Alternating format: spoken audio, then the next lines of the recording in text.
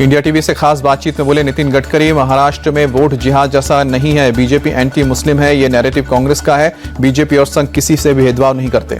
नितिन गडकरी ने कहा कि कांग्रेस पर हमला, बोले जो कांग्रेस ने 60 साल में नहीं किया हमने 10 साल में किया। नेहरू का इकोनॉमी मॉडल पूरी तरह से फेल हुआ, कांग्रेस की नीतियों से देश का बड़ा नुकसान हुआ। संविधान को लेकर बोले नितिन गडकरी, कांग्रेस ने पब्लिक को संविधान बदलने का डर दिखाया, बीजेपी का संविधान बदलने का कोई इरादा नहीं, मोदी सरकार के काम से लोगों में विश्वास बढ़ा है। महाराष्ट्र में विधानसभा चुनाव को लेकर तेज हुई जुबानी जंग, देवेंद्र फडणवीस ने ओवैसी पर पलटवार करते हुए बोला हमला। देवेंद्र फडणवीस ने हमला बोलते हुए कहा कि अब तो ओवैसी भी यहां आकर बोल रहे हैं, सुन लो ओवैसी, अब तो तिरंगा लहराएंगे पूरे पाकिस्तान पर।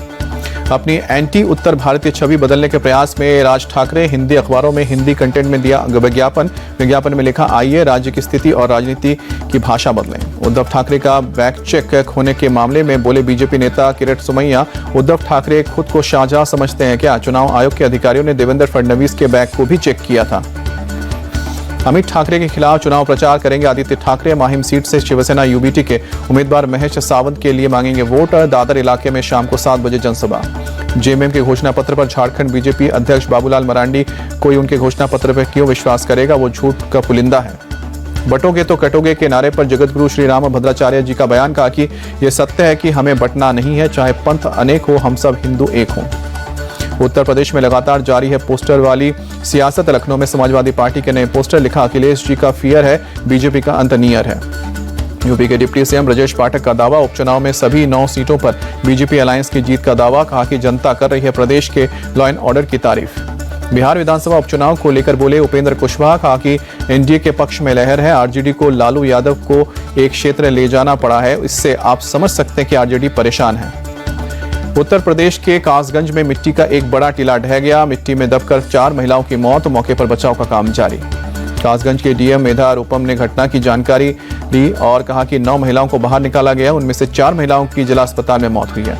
कासगंज की घटना का सीएम योगी ने लिया संज्ञान, शोक संतप्त परिवारों के प्रति संवेदना व्यक्त की, घायलों को अस्पताल पहुंचाने और उनका इलाज कराने के निर्देश दिए हैं। प्रयागराज में यूपीपीएससी कार्यालय के बाहर विरोध प्रदर्शन जारी, पीसीएससी और आरओ की परीक्षा एक दिन और एक पाली में कराए जाने की मांग। मौके पर रैपिड एक्शन फोर्स और पुलिस के जवान मौजूद, कल रात से डटे हैं आंदोलनकारी। दिल्ली में एक मुस्लिम कॉन्फ्रेंस में पूर्व राज्यसभा सांसद मोहम्मद अदीब ने विवादित बयान दिया, बोले कि अगर हम जिन्ना के साथ जाते तो पाकिस्तान लाहौर तक नहीं लखनऊ तक होता। मोहम्मद अदीब ने अपने विवादित बयान में कहा कि यह हमारा एहसान है, हमने पाकिस्तान को मुख्तसर कर दिया। कांग्रेस में कई लोग हुए शामिल। कॉन्फ्रेंस के दौरान वक्फ संशोधन विधेयक पर भी आया बयान, कहा कि अगर जबरन हम पर यह बिल थोपा गया होता तो all India Muslim personal law board कोई बड़ा फैसला कर सकता था। मौलाना उमरैन महफूज रहमानी का विवादित बयान, कहा कि मस्जिदों पर हाथ डालना इंतकाम को दावत है, एक मस्जिद पर हाथ डाला और उसका इंतजाम देखा है। वक्फ संशोधन बिल पर बोले रहमानी, अगर बिल थोपा जाता है तो all India Muslim personal law board बड़ा फैसला देगी, अब आप सामने आए तो बताएं कि जिंदा है। बांग्लादेश से घुसपैठ और मनी लॉन्ड्रिंग के मामले में ईडी का एक्शन, झारखंड और पश्चिम बंगाल में 17 जगहों पर ईडी का छापा। पश्चिम बंगाल के 24 परगना में ईडी की छापेमारी, अवैध घुसपैठ और मनी लॉन्ड्रिंग के मामले में बारासात में एक महिला के फ्लैट की तलाशी में जुटी है ईडी। तमिलनाडु के रामेश्वरम में पंबन सड़क पुल पर विरोध प्रदर्शन, भारतीय मछुआरों की रिहाई की मांग, श्रीलंकाई नौसेना के कई भारतीय मछुआरों को गिरफ्तार करने के खिलाफ नारेबाजी। बांदीपुरा के नानमाग में सेना और आतंकियों के बीच एनकाउंटर, आतंकवादियों ने इलाके में की फायरिंग, सेना का ओर से पलटवार। जम्मू कश्मीर में दुनिया के सबसे ऊंचे चिनाब रेल ब्रिज पर मॉक ड्रिल, पारामिलिट्री फोर्स के साथ एसडीआरएफ और रियासी जिला पुलिस ने हिस्सा लिया। अहमदाबाद एयरपोर्ट स्टाफ ने दिल्ली के लिए रवाना हुई विस्तारा की आखिरी फ्लाइट को विदाई दी, विस्तारा का एयर इंडिया में हुआ है विलय। प्रधानमंत्री मोदी ने मनाया इगलास बगाल त्योहार, दिल्ली में अनिल बलूनी के घर जाकर त्योहार में शामिल हुए उपराष्ट्रपति जगदीप धनखड़, राजनाथ सिंह, जेपी नड्डा, बाबा बागेश्वर, स्वामी रामदेव समेत कई दिग्गज हस्तियां पहुंची। यूपी के अयोध्या में देव उठानी एकादशी के अवसर पर श्रद्धालुओं ने किया सरयू नदी में स्नान, हजारों की तादाद में पहुंचे। देव उठानी एकादशी के अवसर पर वाराणसी में भी गंगा स्नान किया गया, सुबह से ही बड़ी संख्या में लोगों ने लगाई डुबकी। हरिद्वार की हर एक पौड़ी पर हजारों भक्तों ने किया गंगा स्नान। देव उठानी एकादशी के पावन अवसर पर उमड़ी श्रद्धालुओं की भीड़। देव उठानी एकादशी के अवसर पर तुलसी विवाह का आयोजन हुआ, प्रयागराज के बलुआ घाट पर भक्तों ने किया आयोजन। राजस्थान के अजमेर में पुष्कर घाट पर भक्तों ने लगाई आस्था की डुबकी, देव उठानी एकादशी के अवसर पर पूजा अर्चना की। नेपाल के जनकपुर धाम में विवाह पंचमी की तैयारियां जोरों पर, प्रभु श्री राम और माता सीता के भव्य विवाह समारोह की परंपरा। विवाह पंचमी में शामिल होंगे लगभग 5 लाख बाराती। राम जन्मभूमि ट्रस्ट प्रमुख चंपत राय भी पहुंचेंगे जनकपुर। यूपी के सीएम योगी भी हो सकते हैं शामिल। तमिलनाडु के कई जिलों में मौसम विभाग ने जताई भारी बारिश की आशंका। चेन्नई, तिरुवल्लुर, कांचीपुरम और पुडुचेरी समेत कई इलाकों में भारी बारिश का अलर्ट। चेन्नई के सभी स्कूल में आज छुट्टी घोषित। भारी बारिश की आशंका के चलते जिला कलेक्टर ने किया छुट्टी का ऐलान। तमिलनाडु के तिरुवल्लुर में भारी बारिश, सड़कों पर भरा पानी, यातायात प्रभावित। चेन्नई में डिप्टी सीएम उदयनिधि स्टालिन ने राज्य आपदा मुख्यालय का निरीक्षण किया। भारी बारिश की आशंका को लेकर तैयारियों का जायजा लिया। अयोध्या में ठंड के साथ ही छाया कोहरा। सुबह में कोहरे से ढकी राम की पैड़ी। राम मंदिर में दर्शन के लिए श्रद्धालुओं का तांता। जम्मू कश्मीर के सोनमर्ग में पहली बर्फबारी। पहाड़ों पर बर्फबारी देखकर टूरिस्ट में दिखा उत्साह। करगिल के जोजिला दर्रे पर जमी बर्फ की चादर। सड़क में बर्फ हटाने का अभियान जारी। जम्मू कश्मीर के बांदीपुरा में बर्फ में फंसी कई गाड़ियां। पुलिस के साथ बीआरओ की टीम ने कई गाड़ियों को निकाला। बर्फबारी के कारण बांदीपुरा गुरेज रोड बंद। दिल्ली के कई इलाकों में एयर क्वालिटी इंडेक्स में बढ़ोतरी। इंडिया गेट इलाके में छाई स्मॉग की सफेद चादर। दिल्ली के आनंद विहार इलाके में गंभीर श्रेणी में पहुंचा AQI। इलाके में हर तरफ दिखा स्मॉग का प्रकोप। दिल्ली के अक्षरधाम इलाके में बहुत खराब श्रेणी में पहुंचा AQI। इलाके में दिखी धुंध की सफेद चादर। दिल्ली में कर्तव्य पथ पर भारी प्रदूषण के बीच जॉगिंग करते दिखे लोग। इलाके में बहुत खराब श्रेणी में AQI। यमुना नदी में बड़ा प्रदूषण का स्तर। दिल्ली के कालिंदी कुंज इलाके में नदी में दिखे जहरीले झाग। यूपी के गोरखपुर में खराब श्रेणी की ओर और एयर क्वालिटी इंडेक्स से कई इलाकों में दिखी स्मॉग की सफेद चादर। महाराष्ट्र के मुंबई में खराब श्रेणी में पहुंचा AQI। मरीन ड्राइव इलाके में दिखी धुंध की परत। मुंबई में प्रदूषण पर काबू पाने में जुटी है BMC। नरीमन पॉइंट इलाके में किया गया पानी का छिड़काव। लखनऊ के मोहनलालगंज में किसानों को खाद नहीं मिलने पर हंगामा। यूरिया और डैप खाद के लिए लग रही है लंबी लाइन। बठिंडा में धान खरीद के दौरान मचा बवाल। किसान संघ ने एक पुलिस पार्टी पर किया हमला। एक इंस्पेक्टर और एक नायब तहसीलदार को बनाया गया है बंधक। एक घायल ASI को अस्पताल में भर्ती कराया गया है। राजस्थान के जयपुर में 2 लोगों ने टावर पर चढ़कर किया प्रदर्शन। युवती के रेप को लेकर CBI जांच की मांग की। एशिया महिला चैंपियंस ट्रॉफी में भारत की जीत के साथ आगाज। मलेशिया को 4-0 से हराया। संगीता कुमारी 2, प्रीति दुबे और उदिता ने 1-1 गोल दागे।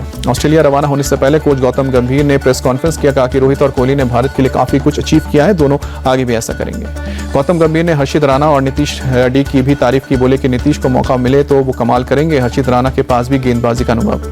देखिए पॉन्टिंग के विराट कोहली के फॉर्म पर दिए बयान पर बोले गौतम गंभीर, भारत नहीं ऑस्ट्रेलिया की क्रिकेट पर सोचे पॉन्टिंग। उनका भारतीय क्रिकेट से कोई लेना देना नहीं। ऑस्ट्रेलिया के खिलाफ पहला टेस्ट मैच नहीं खेलेंगे रोहित शर्मा। टीम इंडिया के साथ रवाना नहीं हो पाए। रोहित शर्मा के ना खेलने पर अभिमन्यु ईश्वरन या फिर KL राहुल कर सकते हैं टीम इंडिया की ओपनिंग। कोच गंभीर ने कहा कि KL राहुल ओपन कर सकते हैं। नंबर 3 और 6 पर भी खेल सकते हैं। साउथ अफ्रीका के खिलाफ 0 पर आउट होने वाले संजू सैमसन के नाम रिकॉर्ड दर्ज हुआ। T20 की 16 पारियों में चौथी बार 0 पर आउट हुए। भारत के लिए विकेट कीपर की लिस्ट में पहले नंबर पर है। अर्शदीप ने भारत के लिए T20 में सबसे ज्यादा विकेट लेने के मामले में बुमराह की बराबरी की। अर्शदीप सिंह के नाम अब 59 मैचों में 89 विकेट। बुमराह के नाम 70 मैचों में 79 विकेट। भारत के लिए T20 5 विकेट देने वाले 7वें गेंदबाज बने हैं वरुण चक्रवर्ती। भुवनेश्वर कुमार, कुलदीप यादव ने 2 बार, चहल और दीपक चहर ने 1-1 बार लिए हैं 5 विकेट। दूसरे T21 मैच में इंग्लैंड ने वेस्टइंडीज को 7 विकेट से हराया। 5 मैचों की सीरीज में 2-0 की बढ़त बनाई। मेजबान कैरीबाई टीम ने पहले 158 रन बनाए जबकि इंग्लिश टीम ने 15वें ओवर में इसे हासिल किया। वेस्टइंडीज के लिए रोवन पावेल ने 43 रनों की पारी खेली। वहीं इंग्लैंड के लिए जॉश बटलर ने सबसे ज्यादा 83 रन बनाए। विल जैक्स ने भी 28 रन का योगदान दिया। वेस्टइंडीज के खिलाफ जॉश बटलर ने मारा साल का सबसे लंबा छक्का। 9वें ओवर की तीसरी गेंद पर 115 मीटर लंबा 6 लगाया। वेस्टइंडीज के खिलाफ 2 टेस्ट मैच सीरीज के लिए बांग्लादेश टीम का ऐलान। 16 साल में पहली बार टीम शाकिब अल हसन, तमीम इकबाल के बिना खेलेगी। रहीम उंगली में चोट लगने के कारण टीम से बाहर। तमीम इकबाल ने पिछले साल से नहीं खेला है मैच। बांग्लादेश और अफगानिस्तान के बीच तीसरे वनडे से बाहर हुए नजमुल हसन शांतो, मेहदी हसन ने शांतो की जगह कैप्टनसी संभाली। वेस्टइंडीज के खिलाफ टेस्ट सीरीज को भी मिस कर सकते हैं। BCCI द्वारा पाकिस्तान में चैंपियंस ट्रॉफी खेलने से इनकार करने के बाद PCB ICC को लिखेगा पत्र। PCB चीफ मोहसिन नकवी सरकार के साथ संपर्क में। प्रधानमंत्री शहबाज शरीफ के निर्देश पर लिया जाएगा फैसला।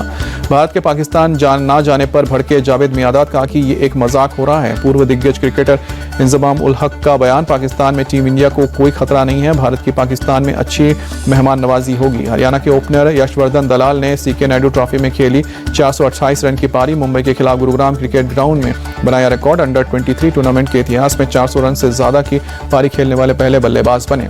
लकी फर्ग्यूसन श्रीलंका के खिलाफ न्यूजीलैंड की वनडे सीरीज से बाहर चोटिल होने के बाद चलते अपने देश लौटेंगे। मिलने को फर्ग्यूसन जगह बुलाया गया है। भारतीय शूटिंग टीम के पूर्व मुख्य कोच सुमा शिरूर ने जीता कोच ऑफ द ईयर का अवार्ड। ओलंपिक फाइनल में पहुंचने वाली पहली भारतीय महिला है सुमा।